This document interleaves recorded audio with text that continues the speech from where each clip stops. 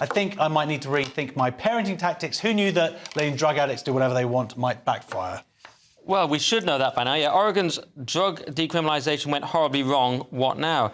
And it's basically a bleak... If you've seen The Wire and you remember the Amsterdam episode, this won't surprise you, because they legalised drugs and horror ensued, as it always will. 1,683 people died in the 12 months following... This was, I think, 2020. There was a five-fold increase on 2019.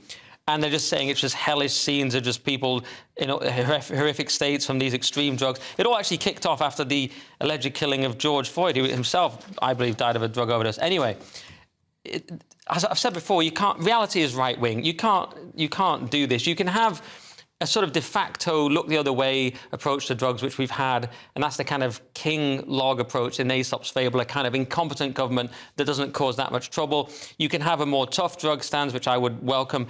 But what you can't have, in my opinion, is a state being pro-drugs. And it'll end just like MAID in Canada, where they're killing people in massive numbers. Anything like euthanasia, drugs, should not be enforced by or allowed by the state. It's not that Oregon was pro-drugs.